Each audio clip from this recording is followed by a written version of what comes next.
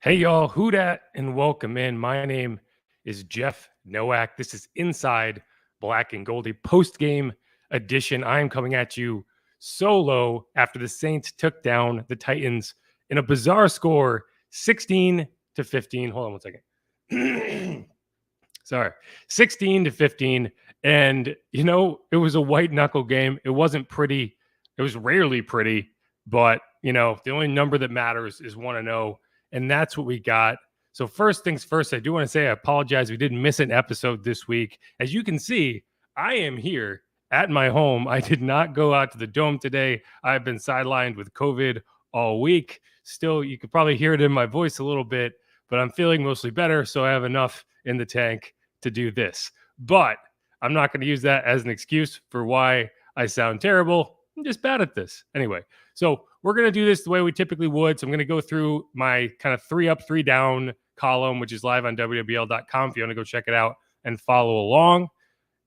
So basically, the first segment's going to be all the positive stuff that I'm going to highlight. Second segment's going to be some of the negative stuff. You can probably imagine one of the topics we're going to get into in Trevor Penning, which did not go well. Let's put it that way. And then in the final segment, we're going to get into a mailbag. So if you have any comments, questions, get them in the chat now, and I will go through and make sure that we pull all those out and get to as many as possible in the back half of the show. But without further ado, let's get into it. The 3 up for this segment is going to be, there's a lot of for a game that was as ugly as it was at points. There are a lot of positives to pull out of this game, particularly on the defensive side of the ball. Y'all, Derrick Henry was held to, I want to say, 11 yards rushing in the second half of this game. Derrick Henry, he rushed the ball 15 times for 63 yards total. He had at least 51 after the first half. I'd have to go back and check. I think he had a 56-yard reception. Or, I take that back. I think he had 56 yards receiving in the first half. And he didn't have any in the second half. So you look at this and you say, okay, the Saints defense, the group that we knew going in, we're going to have to lean on for this team to be successful. Man, did they do it. They forced turnovers. They got stops.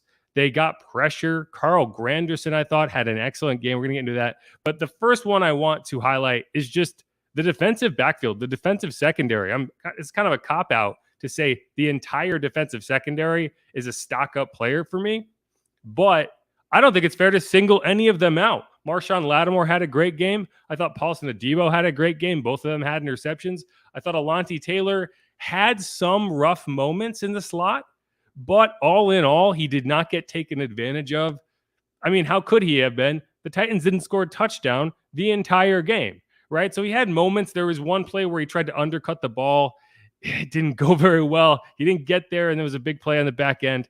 But it was very much a bend but don't break situation. He had a lot of nice PBUs. He made one really nice tackle on Derrick Henry in the hole that if he doesn't make that, I think Derrick Henry goes 8-10 yards at a big moment in that game. And instead, it was a 2-3 yard loss with Demario Davis helping to clean it up. And that's what you like out of Alontae Taylor. He's fearless. He's going to make those plays. He's going to take those chances. Sometimes they're not going to work out for him, but he's just that type of player. Marcus May, I thought, played well. Tyrann Mathieu played well. He had one really nice play on Tajay Spears where he just read it out of the backfield. It was a throw into the flat, and he just ate it up. Marcus May had an interception on a ball tipped down from Isaac Yiadom, who was in the game with Marshawn Lattimore going out for a play. So, we've seen that happen in the past in the playoffs against the Vikings, if you recall. Marshawn Lattimore went out of the game. Patrick Robinson came in, and Kirk Cousins found Adam Thielen down the field for a big play, taking advantage of the absence of Marshawn Lattimore. Ryan Tannehill tried to do the same thing today, but Isaac Yiadom held his ground, knocked the ball down to Marcus May, and you had an interception and a turnover and a big swing in that game. Ugo Amadi at one point had to come on the field with Alontae Taylor dealing with some sort of calf injury, and he immediately makes a pass breakup on third down, knocks the ball. That could have been an interception. So, I mean, you can go up and down this group. Lonnie Johnson made a couple nice stops on special teams. I mean, the defensive backfield in this game was fantastic. They're going against I wouldn't say the best passing attack in the NFL, but I would say a good enough passing attack that can hurt you if you don't hold your own, if you are not physical. And it's also a team that if you cannot shut down the passing game and you have to devote more people into the secondary, then Derrick Henry is going to eat your lunch. So I just thought from every position in the secondary, the Saints dominated, and you needed him to. Now, Paulson Adebo, I do have questions about his technique sometimes. He gets a little handsy, and you saw that on a play where the ball was tipped at the line. They called defensive holding. One of my pet peeves when I watch NFL games is how it's, for some reason, once the ball gets tipped at the line, that defensive pass interference call becomes defensive holding when it was probably not defensive holding until the ball got tipped. I think it's just a cop-out play. There were a few refereeing decisions in this game that didn't make a lot of sense to me. There was a throw to Juwan Johnson that after about, a minute became an incomplete pass, which is like, okay, the ref looked up at the Jumbotron and saw the replay and overturned it. And it's like, sure, you got the call right. That's not how it's supposed to work. And the Titans did not have any challenges at that point. So them overturning that play was the only way it was getting overturned. So they corrected the call on the field with the benefit of replay, but they're not supposed to have the benefit of replay unless you replay. Anyway, I'll digress. I didn't think the officials were that bad. They gave the Saints a couple of very, very generous reviews. So I'm not going to question it. That pass by Derek Carr, that was a fumble. I think we could all sit here and agree that was a fumble, and the Saints got the better of it. So, you take some, you lose some. Either way. But I just thought, from Marshawn Lattimore, Paulson Adebo, Alontae Taylor, all these players we have been talking about all throughout camp, I thought they all showed up today, and they played excellently. Next player on my list, Carl Granderson. He had 1.5 sacks. That only begins to describe the impact he had on today's game. He was in the backfield all day. I mean, he was just destroying the pocket for Ryan Tannehill. Whether he got there or not, he was creating sacks for other people. I want to say Cam Jordan's sack was a direct product of him just living in the backfield. There was one play on third down that he won't even get credit for a sack, but he had a spin move that was so fierce it threw the right tackle at least 6 yards out of the play, and he was able to just eat Ryan Tannehill. We talked a lot about Carl Granderson throughout camp. I wasn't sure if it was kind of a mirage what we were seeing because we know Trevor Penning has been struggling. So is it just a product of going against Trevor Penning every day in practice and knowing how to beat him? But no, I think you saw today against, what I would argue was a suspect offensive line for the Titans as well. And we'll get into the offensive line for the Saints in the next segment. I thought Carl Granderson had a great day. I thought the defensive line had a great day. I think the entire defense had a great day. I don't know where you point to on this defense and say, man, that is a struggle point, right? There were in the first half, I think they had a hard time containing the physicality of a Derrick Henry, which, I mean, most teams can't. But, they started to devote more bodies to the interior. Demario Davis, I felt like, had a monster day tackling Derrick Henry. There was one point that he just blew him up on a blitz pickup. And, technically Derrick Henry won that rep. But I think when you knock Derrick Henry off to the side, you win whether it was the result of the play or not. And anyway, I thought Carl Granderson had a solid day. And, I've been waiting ever since Trey Hendrickson left the building.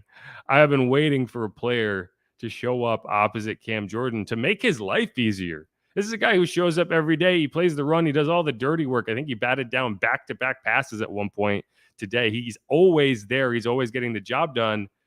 But when they can double him with no issue and they know there's nothing coming from the opposite side, that's a problem. So it was good to see him, Carl Granderson, really kind of come into his own. He just keeps getting better. Every year you just see him improve. And I think you're going to see a good season out of him. I could see double-digit sacks for him, no question. Now, I thought Peyton Turner looked good early in this game, got hurt. And that's always the bugaboo for Peyton Turner. Hopefully it's nothing serious. It came on a play where he was kind of getting blocked and he reached out and grabbed Ryan Tannehill's shoulder. And he affected the play. It was a nice play by Peyton. I wonder if maybe he hyperextended something as he was reaching. I don't know. He did not come back into the game. Hopefully that's something that's not going to keep him out for an extended period.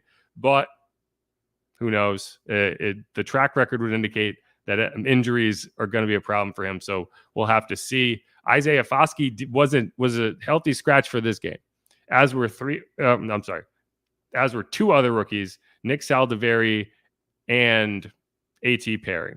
The other rookie that was a scratch was Kendre Miller, who is dealing with an injury. So that's four of the Saints rookies were healthy scratches. I know there was a lot of angst early on about, oh, why is Isaiah Foskey not out there? He's the number 40 overall pick. He can't be a healthy scratch. Well, you had four healthy defensive ends in front of him.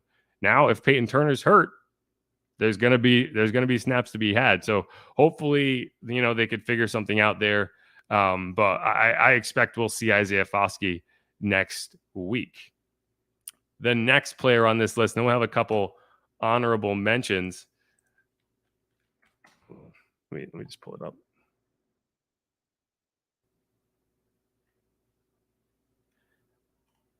And there were a few to pick from, right? Like there was some fits and starts on offense. You saw Mike Thomas get into the action early, then kind of disappear. You saw a slow start for Chris Olave. You saw a fumble right out of the gates from Rashid Shaheed.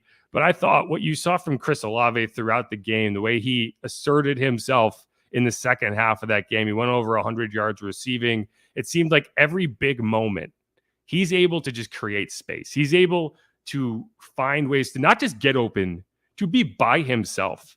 And I've been waiting for someone to be able to get open like that for the last several years. Chris Olave did it last year. I don't know if he did it consistently enough. Obviously, Derek Carr was not there last year. But, when you see him be able to just create just yards of space that you can just lob it to him, and it is a for sure first down plus. That's just something that you cannot replicate across the league. There's only 5 or 10 players, I'd say, in the NFL that can create separation the way he does.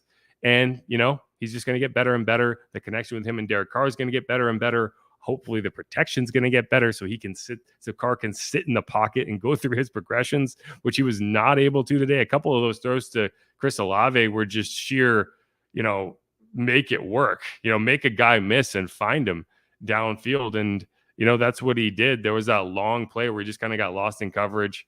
Chris Olave is going to be the leading receiver on this team. I expect him to go 1,500 yards minimum as long as he can stay healthy. And you just kind of want to see it in the game. You want to see it building. You want to see that chemistry building. And that's what you saw today. He also drew a pass interference call downfield that if he was, 2-3 years down the line in the league, right? If he's Justin Jefferson, he's getting that call. Right? If he's DeAndre Hopkins, he's probably getting that call. Chris Olave is not quite there yet to get that obvious pass interference call that would have been a 40-yard penalty, and instead, I want to say it was a third down. It's a drive ender, right? I think they punted on that drive. But what you saw out of him, he's my third stock up player, and I thought he was very impressive. Going down, I have two honorable mentions, and one of them is Rashid Shaheed, the other wide receiver who I've been talking about all camp. I feel like everyone's been talking about all camp, at least locally, for whatever reason. No one nationally, and I know this because I just did a bunch of fantasy drafts and I was able to take him like the 15th round, is Rashid Shaheed. Everyone locally has been talking about Rashid Shaheed, but for whatever reason, like in the national landscape, everyone's like, yeah, sure. Well, we saw it today, after what was probably the worst opening play to a Saints season in history. I don't know if there's ever been a fumble on the opening kickoff of a season before in Saints history. Maybe there has been. I don't remember it. But that's what we had today from Rashid Shaheed. He took the opening kickoff. He was going out of bounds. It was a heck of a play by the Titans defender. I can't recall the name. But, there's a few things to say to that. One, and this is what Dennis Allen pointed out, it was the first time he had been tackled in a game since last season. He didn't get tackled in preseason. He didn't play in any of the preseason games. Maybe it was a little bit of shock to his system. It was an ugly moment. It put the Saints in a hole. Thankfully, the defense was able to hold the Titans to a field goal, because if they were not, you saw how tight that game was. If they allow a touchdown there, that might be a different game. Even so, it did kind of put the Saints behind the 8 ball. It felt like they were pushing a boulder up a hill that entire game. They were playing from behind all game. They were going uphill all game. And not until Rashid scored a touchdown did it feel like they had finally kind of crested that hill, and they were going downhill. And from that point on, the Saints felt like the better team in that game. The Saints felt like they were the more talented team in that game, and they always were. But because of that opening fumble, it just never quite clicked. And because of the protection issues, it never quite clicked. So that's what keeps Rashid kind of in that honorable mention category for me. But I thought he was fantastic. I'd love to see him play with some wider margins, right? There was, the only reason that the Titans didn't challenge that one catch on the sideline for Rashid is because they had to challenge the opening kickoff because it was initially called out of bounds. And I think that would have been overturned. I think he had a toe on the line. Later in the game, he had another play that was, just that narrow of a margin. And I would love to see him, make that a little less, agita inducing for me personally. But you see the talent there, you see the confidence that Derek Carr has in him, that the decision to just throw that ball on third and third and 8, whatever it was, to not quite ice the game. He ended up going out of bounds, which was disappointing. But you don't see the Saints do that in the year before. They're going to punt and they're going to hope.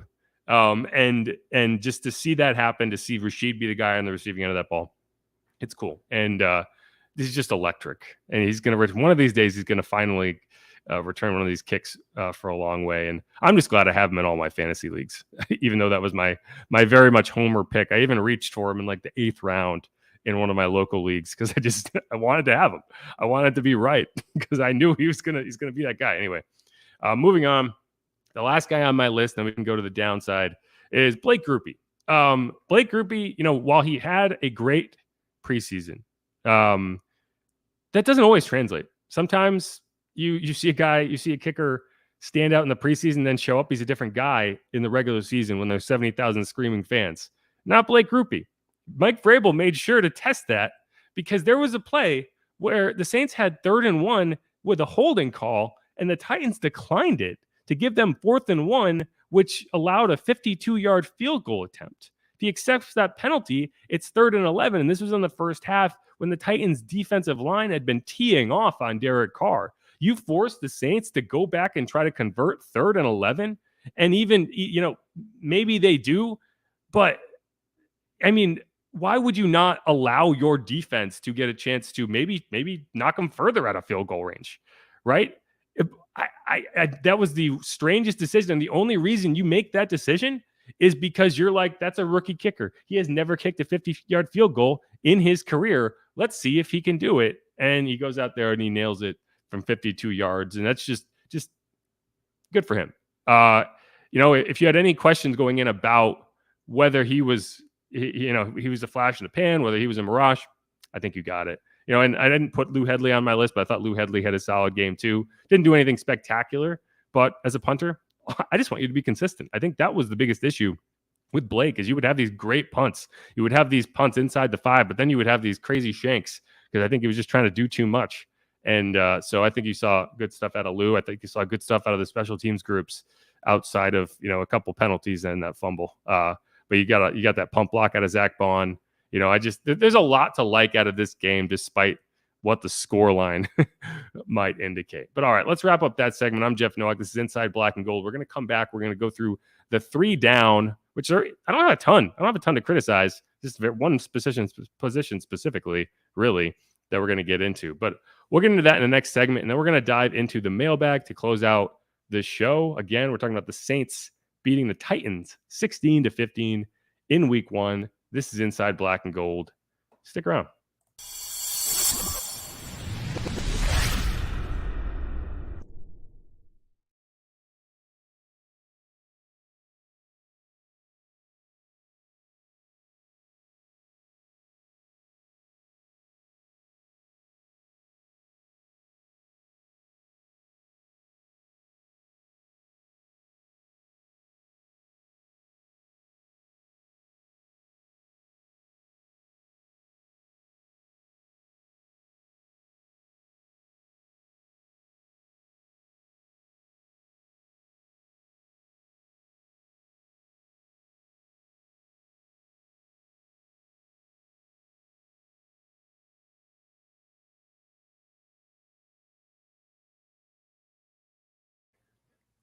And we're back on Inside Black and Gold. This is a post-game edition. The Saints 16, Titans 15. Wow, a season-opening win. What? Except that's what I thought. Like, man, they finally won a season-opening game. And then I look back and I realized the Saints have won their last 5 Week 1 games, which is crazy to me because for some reason in my head they always struggle in Week 1. But lo and behold, I look back and yes, they have won 5 in a row. Even last year when they were down 16 in the fourth quarter, 38-3. They beat the Bucks 20-10 in that 30-20. I want to say it was that 2020 game. It was that first Tom Brady game. And I can't recall who it was before that, but they won it because this is their 5th consecutive Week 1 victory. I think that is a franchise record, which is kind of crazy. But hey, however it works, they've been some weird Week 1 games for the Saints. 38-3 in Jacksonville last year with that crazy comeback. This year, 16-15. How does that score even happen, right? Well, it's with 5 field goals because the Titans kicked 5 field goals. Nick Folk, a guy who wasn't even on the roster until about 3 days ago, kicked 5 field goals they went 5 for 5. So good for Nick Folk. If you're the Titans, you're like, man, well, we found a kicker. Anyway, I'm Jeff Nowak. We're going to dive into the 3 down for the New Orleans Saints after their Week 1 win. And I think we all saw this coming, at least, after the game. I was my 3 things to watch post going in kind of projected this, which was, are the lines ready? Is the offensive line ready to take on what I would consider to be a top 5 defensive front? Jeffrey Simmons is a great defensive tackle. If Aaron Donald didn't exist, we would be having an argument with okay, Jeffrey Simmons and 3 other guys as who is the top defensive tackle in the league. He's very, very good. And it's just difficult to kind of gauge because he's technically an end in the 3-4 and whatever. But that is a very talented defensive front. Is very difficult to run against and is very difficult to pass protect against, at least to some extent, if you are Trevor Penning. And, going in, we knew he's basically a rookie, right? You can say he's a second-year pro. He missed virtually his whole rookie season with multiple injuries. He got 1 start at left tackle in that season finale, and then he hurt his foot, and then he missed a majority of the preseason, at least, OTAs and minicamp, and he was out there for all of training camp. He played in the preseason. He didn't play in the finale, and that was what I was kind of concerned about. I was like, why not? Why isn't he playing in the preseason finale? Because from what I have seen, he's still a little raw. And I think that kind of played out today. Derek Carr, I don't have the number right in front of me. Let's see. Derek Carr was sacked 4 times in this game.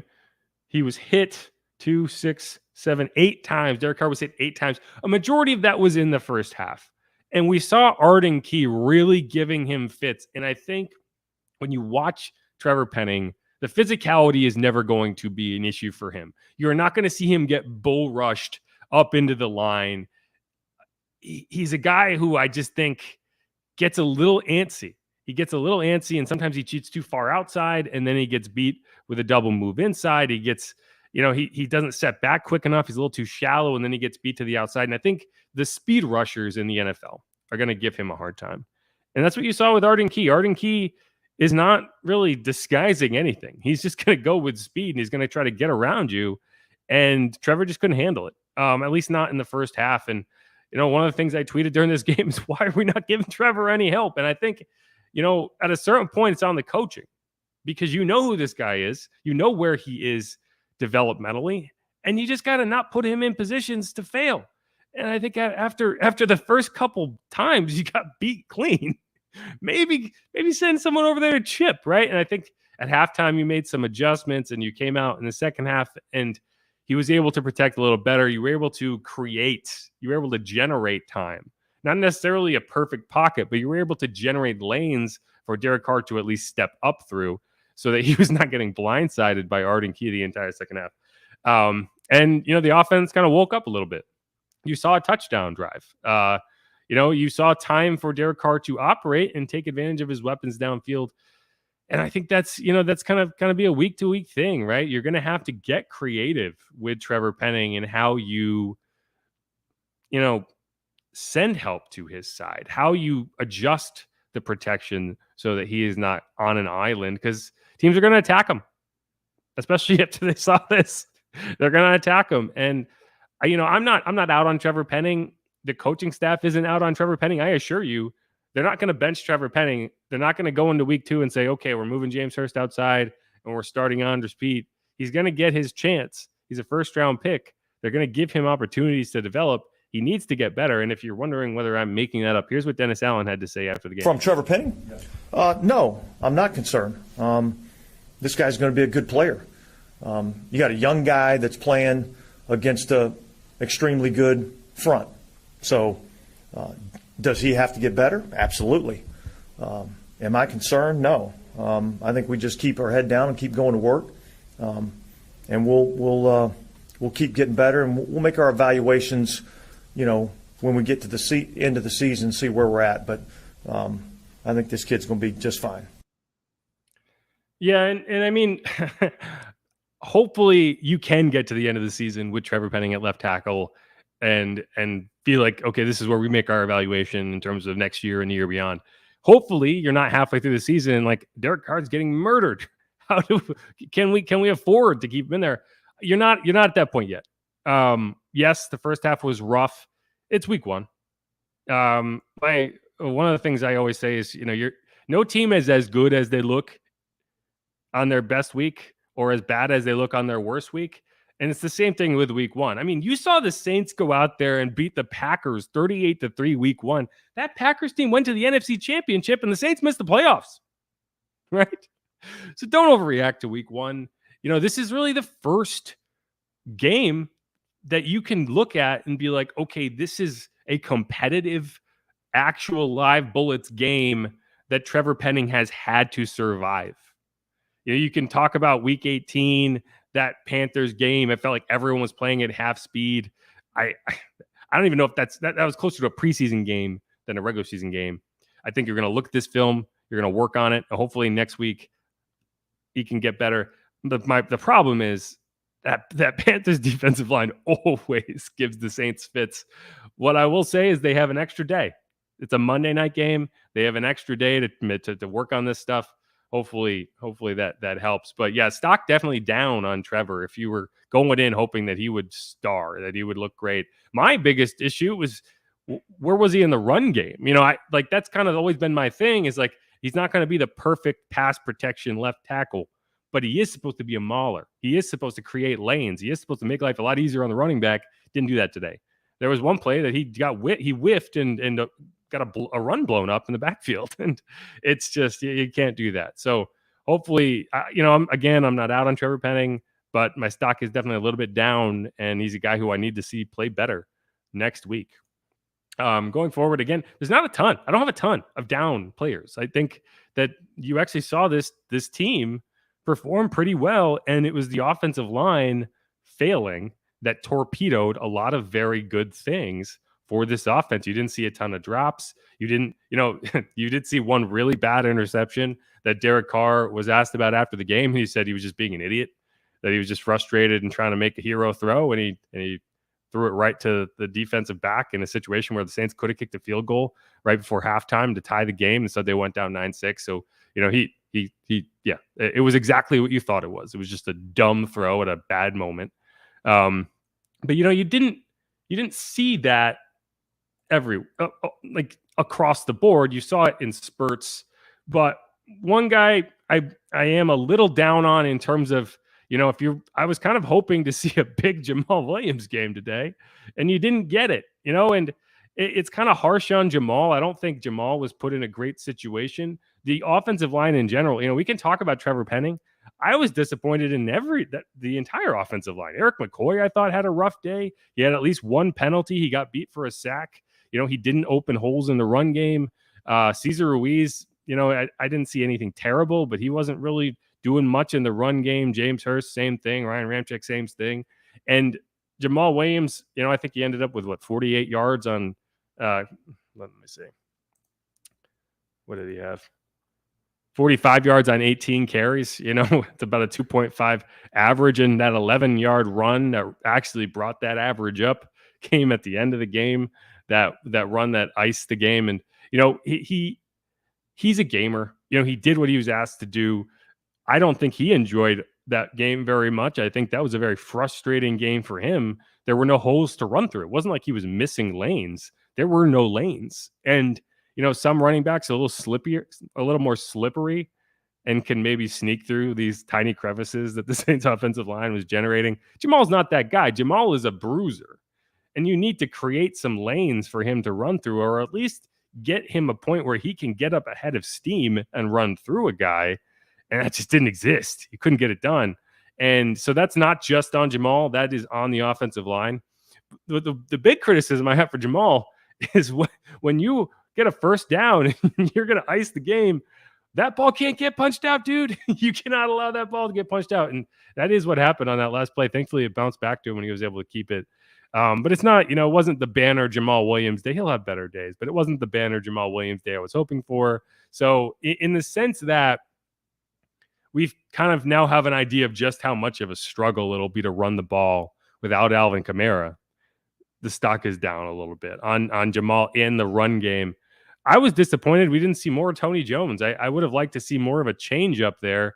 Hopefully next week we can get Kendre Miller back, and maybe that will help grease the skids in terms of you have a guy who can do some more things. They really didn't use Jamal in the passing game at all. That surprised me. I thought you'd have at least 4 or 5 targets to him. He had 2 catches, and neither was very inspiring. So, that's something that maybe next week, if they have Kendre out there, they can use him more in the passing game and just open things up. The Panthers aren't going to be nearly as stout against the run. They are going to have a good pass rush. So that'll be something to watch. The last player I had my stock down, and again, it's just scraping the bottom of the barrel, but it's Keith Kirkwood. And it's all about one play, because it's a play you cannot have, which is late in the game. You are trying to ice the clock. You are trying to burn the clock, and you have a great play call. You do an end around to Rashid Shaheed. You get a first down, and it's an offensive hold on the wide receiver downfield, and you just can't do that, man. If you're a veteran player, you are on this team because you are expected to not make dumb plays like that, right? Like you could have if you want a rookie to show up and do stupid stuff, have a rookie.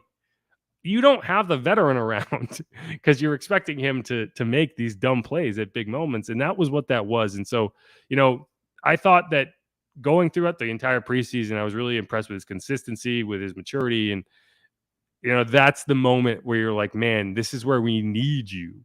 You're here because you can block and because you can do stuff like that and you can be trusted. It's like when Mark Ingram showed up last year and started fumbling. It's like, dude, the only reason you're here is because we thought you're not going to do that. So, stock is a little bit down there. I still think he's going to own it. He's going to get better. But that was a rough play for him. But hey, it set up a really cool Rashid Shaheed moment. So maybe it was a blessing in disguise. But I mean, that's about it. If there's any other stock down players, throw them in the comments and we can get to them in the mailbag. If you have anybody that you thought, had a particularly rough day. But, again, I'm going to go through the film tomorrow and I'll get a closer look at some of these plays. I feel like, there was a couple rough penalties on the defensive backs, right? That defensive hold on Paulson was rough. I think Marcus May had a pass interference, but even these plays were like, meh, they were close calls. Like, I just think across the board, this was a very well played game on both sides. And, when you have a game with margins that tight, you need that. And the team that played better won that game. And that's what we had. But all right, let's wrap that up. We're going to come back. We're going to get into a mailbag. If you have any other questions, throw them in there. I'm going to hit the break here. It's going to be a bit longer because I'm going to go through and star a bunch of questions. So I have them queued up. And we're going to come back and we're going to dive into the Saints Titans mailbag. Saints 16, Titans 15. Saints 1-0. Yeah. This is Inside Black and Gold. Stick around.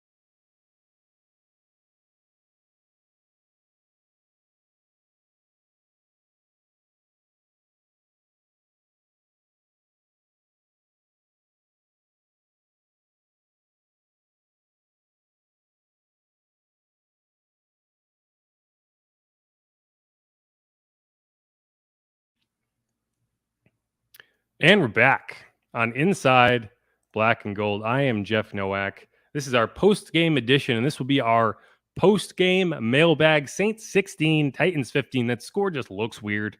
It's just not a score you get to very easily. I doubt it's a scoregami, but it's probably not a very common one. First things first, Marco Hernandez over here. We're going to dive in the mailbag, but he does want me to mock Nick Wright because he's just loud and angry and mean about the Saints because he knows that people get all worked up about it. I've decided I'm just not going to reply to him anymore on Twitter because that's what he's trying to do. He's trying to be annoying. But I think the NFC South actually handled itself pretty well today. They've been the punching bag, right? The NFC South has been the punching bag of every national broadcast, of every division out there being like, rah, rah, rah. It's kind of like the old NFC West. Remember back when the Seahawks won it with a losing record? We don't need to get into what they did in the playoffs. But, the Bucks won. Bucks beat the Vikings. Good for them. I don't know how. I'd have to go back and watch what happened there. But, man, if you're a Vikings fan, it's gotta be painful. It's got to be painful. The only NFC South team that lost today lost in a matchup to another NFC South team. I think the Panthers lost to the Falcons. So the NFC South went 3-1 when they only lost kind of a cannibalized game because you can't go, the whole division can't go undefeated when they play each other. That's just, that's math. So yeah, I mean, if you're an NFC South truther, then you feel pretty good. Nick Wright's an idiot. So I don't really care what he said. He's still trying to do the math, but let's go on to some other things. Brian Tanya, I think you hit the nail on the head here, which is I don't care how crappy the win is, it's a win. And yes, there's another one. Let's see, that was similar that I'll highlight. Maybe I didn't, but someone basically said this game. Oh, here it is, right here. Last son of Odin says, you knew playing the Titans was going to be a rock fight. Take the win and move on. Exactly. This was always going to be an ugly game. There was no way around it. You had to just find a way. And that's what the Saints did, right? Like there was, that first half, they couldn't block anybody. They couldn't run the ball, couldn't get any time for Derek Carr. The defense was showing up. The defense was causing havoc. They gave up some yards in the middle of the field, but they never surrendered anything in the red zone. They were constantly getting after Ryan Tannehill. They forced 3 turnovers. They forced 3 interceptions. One of them was Isaac Yiadom just patting the ball down to Marcus May. They didn't get their 3rd interception last year until week 13. They had 3 a day. And, I think there's a mentality here, right? They've been very vocal about forcing turnovers, about that being an emphasis. They're not going to settle for just tackling. They're going to scrape the ball out. They didn't force any fumbles today, but those will come. And oh man, doesn't football just feel like a much easier game when the turnovers are there, right? I think they won the turnover margin. It's tough because that one at the beginning. Yeah, I think they won it 3-2. Let's see. Yeah, they did. They won it 3-2. And, that's a difference in the game, right? I mean, I don't know. It was an ugly game. You won it. You move on. If they can win 9 ugly games this year, I'm happy. I don't need 40-3 wins, although it would be nice to have one of those thrown in so we can at least celebrate something exciting. All right. It's free mind here with a what I would say kind of a mind brain, a galaxy brain kind of idea. Alontae Taylor played bad. Now, I understand why you'd say this. I think Alontae Taylor had a couple moments where you were like, man, he looks lost. And I think that he was at points. Remember, he's not a slot corner. This is a new position to him. And it's not one that he spent a ton of time at throughout camp. He was competing on the outside with Paulson Adebo and taking 3rd team slot corner reps. He wasn't even taking backup reps. That was Ugo Amadi because you knew he was going to be the backup. And Bradley Roby was in those 1st team reps. That was my only major issue with them moving on from Bradley Roby is you waited way too long to do it. If you were going to move on from him, why weren't you getting Alontae Taylor those first team reps so that when he got into week 1, he'd be ready? And so instead, you kind of have this trial by fire here, and you saw a guy who I think is getting better, but he's still, the instincts are a little raw. Again, I think there was that, again, I'll point to that play where he tried to undercut the ball. And it's not, I don't hate the idea. I don't hate the idea of being a ball hawk there. I think he could have got there, but he took a bad angle and he lost track of the receiver. If he just shadows the receiver, right, and plays his hands, then he can go for the ball and worst case scenario, knock it away. The way he went for it just set up a huge play. And I can't remember who got back to make that tackle, but thankfully they did. You're going to take the good with the bad with Alontae. Now, remember, everyone talks about CJ as if he was this monster slot corner his entire career. He had his struggles, particularly as a rookie. He always struggled to cover Chris Godwin in the slot. It's a very difficult position to adjust to. And so, I don't think he was the best corner on the field today, but he made some big plays. Again, I'll point to that Derrick Henry tackle where he just met him in the hole and stopped him to the point that Demario Davis could get there and clean it up. You don't see Derrick Henry get tackled for loss very often, especially not when the play is stretched out. You see Derrick Henry put his hand out and stiff arm defensive backs into the dirt. I think Marcus May was the victim of one of those in this game. And so those are the type of plays that I like to see. And I don't know, I'm a sucker for effort. I'm a sucker for energy, and he brings that. So I don't know, you're not going to be perfect, especially when you're putting a guy in a new position and you're asking him to learn on the job. But I don't think he played that poorly.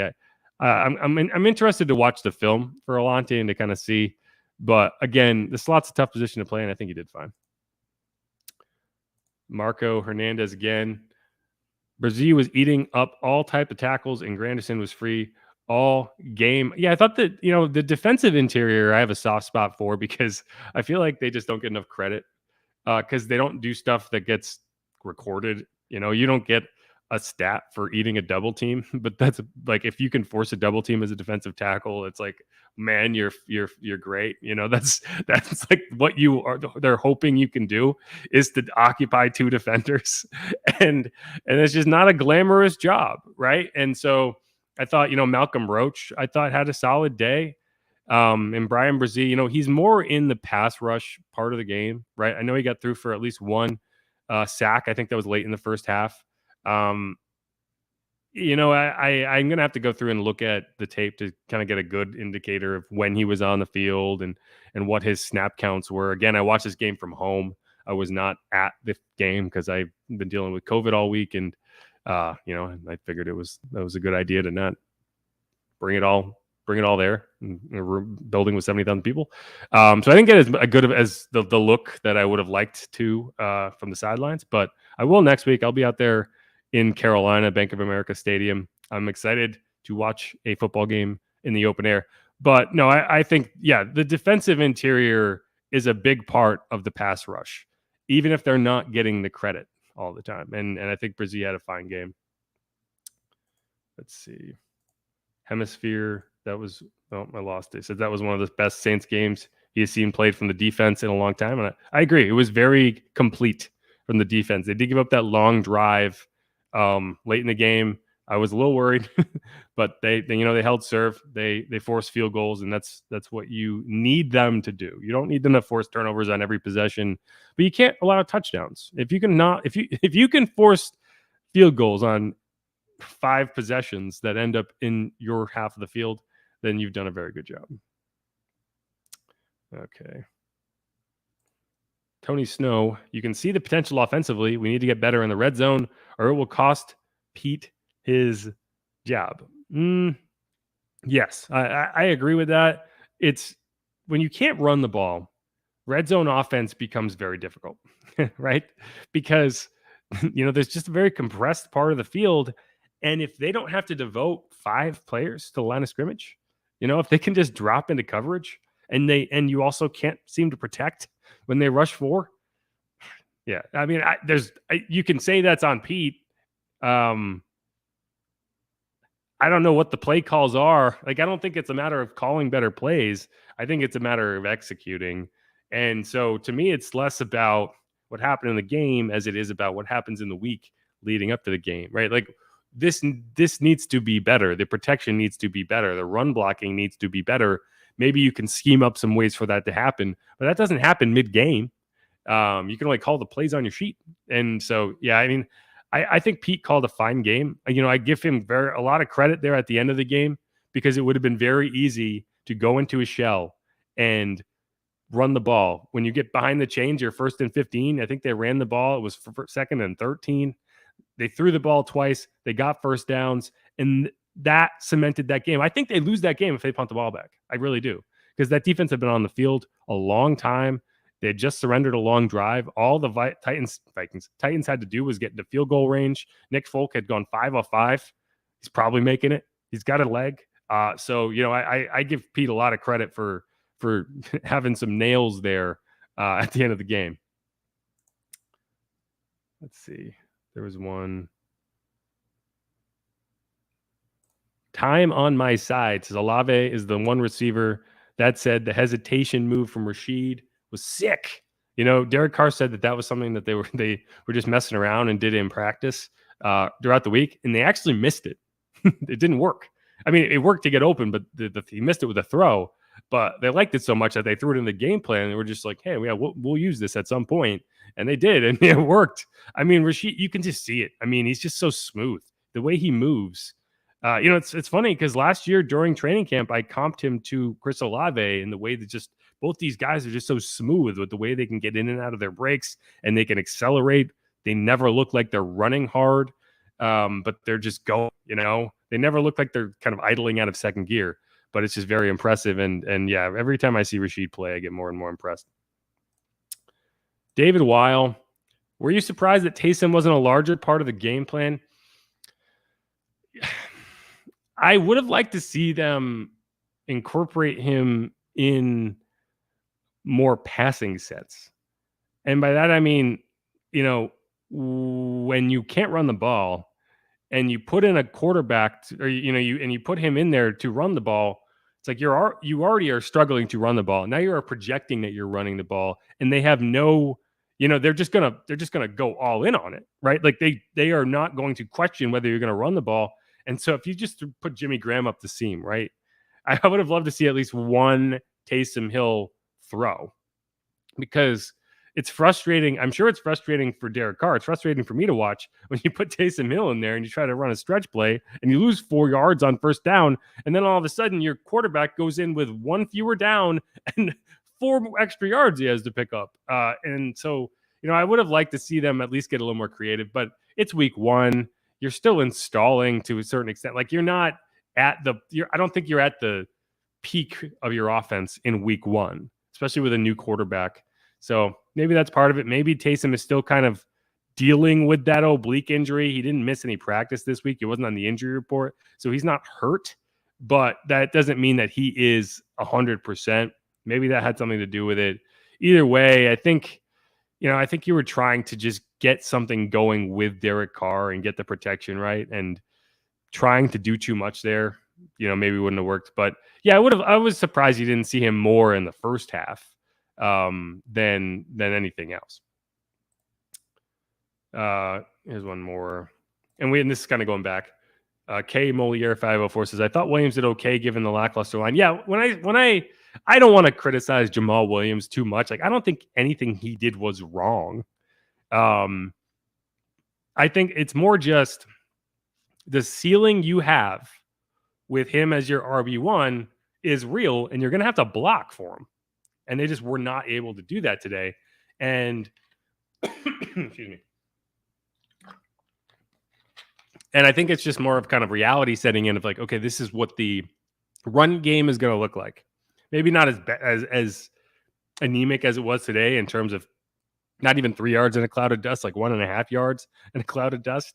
But it's not going to be dynamic, right? Maybe Kendre Miller when he's out there can be, but I don't think we're going to see a dynamic run game until week 4 at the minimum. All right, let's see if there's any questions that have filtered in. Marco Hernandez says he was there. I'm feeling better now. You can probably hear in my voice. It's not all the way there, but yeah, I mean, it was rough. I was in rough shape on Tuesday and Wednesday, but I've been slowly working my way back. 504 Coast says, any word on Turner? No, we haven't got any injury updates for him yet, but I'm sure we will shortly. WW says, should consider using Jimmy Graham more in the red zone. Yeah, we didn't really see Jimmy Graham much today. He was out there for a few snaps. I'm interested to see exactly how many snap counts he got, but sorry, definitely wasn't a big day for him. And another from WW, Saints apparently have an affinity for drafting injury-prone defensive ends in the first round. Except for the one that they drafted in the first round that like literally never gets hurt, which is Cam Jordan. All right. So before my voice completely lets me down, let's wrap this up. My name is Jeff Nowak. Thanks everyone for being in here. This has been our post-game podcast, Saints 16, Titans 15. This is Inside Black and Gold. You can follow me on Twitter at Jeff_Nowak. You can follow my co-host Steve Geller at Steve Geller WWL. He's currently hosting the post-game show on WWL Radio if you want to go check that out. If you have any more comments, hit me up. DMs are open on Twitter. Make sure to check out the latest content over at WWL.com.